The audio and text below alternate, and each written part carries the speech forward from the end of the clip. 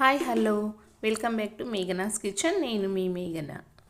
నేను ఈరోజు మీకు ఎగ్ బిర్యానీ ఎలా చేయాలో చూపించబోతున్నా. ముందుగా నేను 5 ఎగ్స్ అయితే తీసుకున్నాను.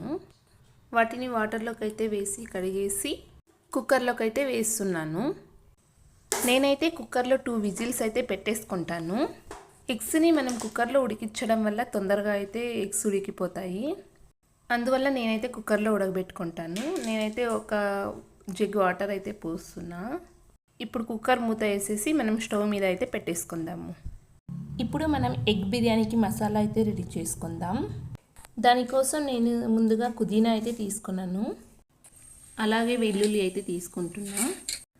అలాగే 2 టమాటో అయితే తీసుకుంటున్నాను. ఒకటైతే కొంచెం పెద్ద టమాటో తీసుకున్నా, ఇంకొకటి మీడియం సైజులో టమాటో అయితే తీసుకున్నాను.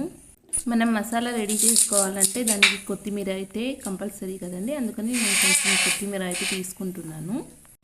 అలాగే నేను 10 to 15 పచ్చిమిరపకాయలు అయితే తీసుకుంటున్నాను. మనకు కారం తక్కువ కావాలంటే మనం 10 వేసుకుంటే సరిపోతుంది. అలాగే చిన్నవి ఒక 6 పీసెస్ అయితే నేను అల్లం అయితే తీసుకున్నాను. ఇప్పుడు మనం మసాలాకి మిక్సీ అయితే పట్టుకోవాలి కదండి, అందుకని నేను పెద్ద సైజులో ఉండే టమాటో అయితే కట్ చేసుకున్నాను. ఇంతకుముందు మనం మసాలాకైతే రెడీ చేసుకున్నాం కదండి, అల్లము, వెల్లుల్లి, పుదీనా, కొత్తిమీర అవన్నీ మనం మిక్సీ పట్టేసుకోవాలి. అలాగే నేనైతే చిన్నది టమాటో అయితే తీసుకున్నాను కదండి, అదైతే నేను చిన్న చిన్న ముక్కలుగా అయితే కట్ చేసి పెట్టుకుంటున్నాను. అలాగే మనం తిరుగుబాతు పెట్టుకోవాలి కదండి, అందుకని నేను 2 మీడియం సైజులో ఉండే ఆనియన్స్ అయితే తీసుకొని చిన్న చిన్నగా కట్ చేసుకుంటున్నాను. ఇప్పుడు ఎగ్స్ అయితే ఉడికిపోయినాయండి, దాన్ని పొట్టు తీసి పెట్టుకుందాము. స్టవ్ మీద అయితే పెట్టేసుకొని తగినంత ఆయిల్ పోసుకొని 2 స్పూన్ అయితే నేను నెయ్యి వేసుకున్నాను. ఆయిల్ బాగా వేడెక్కించి నేనైతే ఆనియన్స్ వేసుకొని అలాగే చిన్నగా దాల్చిన చెక్క అయితే వేసుకుంటున్నాను. 3 పలావ్ ఆకులు అయితే వేసుకున్నాను.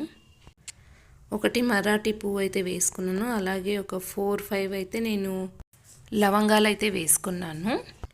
పలావ్ స్మెల్ కోసం నేనైతే ఒక యాలక్కి అయితే వేసుకుంటున్నాను.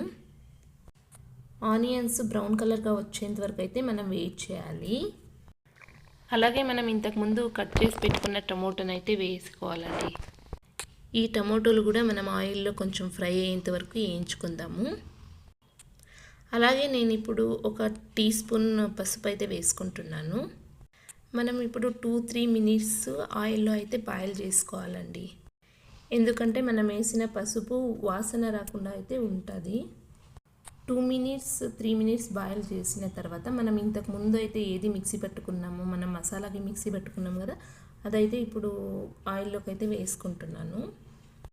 మనం ఇప్పుడు హై ఫ్లేమ్లో పెట్టి మనము కారం వేసుకోవడం వల్ల పచ్చివాసన అనేది పోతుందండి. మసాలా మనం ఆయిల్లోకి వేసుకుని వచ్చి ఒక 2 మినిట్స్ అయితే వెయిట్ చేయాలండి. ఇప్పుడు రుచికి తగ్గట్టు ఉప్పు అయితే వేసుకున్నాను.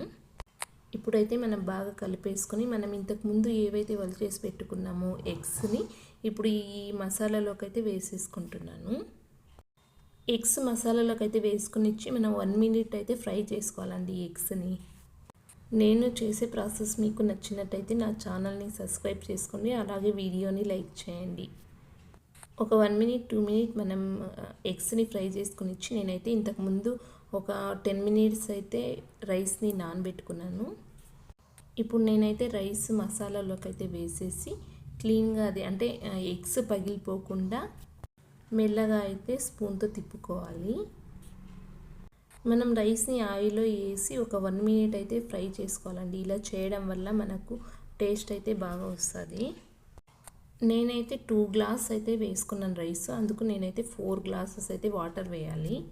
వాటర్ అయితే వేసి మనం బాగా స్పూన్తో కలిపేసి కుక్కర్ మూత అయితే పెట్టేసుకోవాలండి. అంతే, ఇంకా ఎగ్ బిర్యానీ అయితే రెడీ అయిపోయినట్టే. మనం ఆఫ్టర్నూన్ లంచ్కి లేదా నైట్ డిన్నర్కి అయితే మనం ఫాస్ట్గా అండ్ ఈజీగా అండ్ టేస్టీగా అయితే రెడీ చేసుకోవచ్చు ఎగ్ బిర్యానీ అయితే. నాకైతే ఎగ్ బిర్యానీ చేసేకి 10 మినిట్స్ అయితే పట్టేసిందండి. మీరు కూడా ఇలా ట్రై చేయండి, చాలా ఈజీగా అండ్ టేస్టీగా అయితే రెడీ చేసుకోవచ్చు.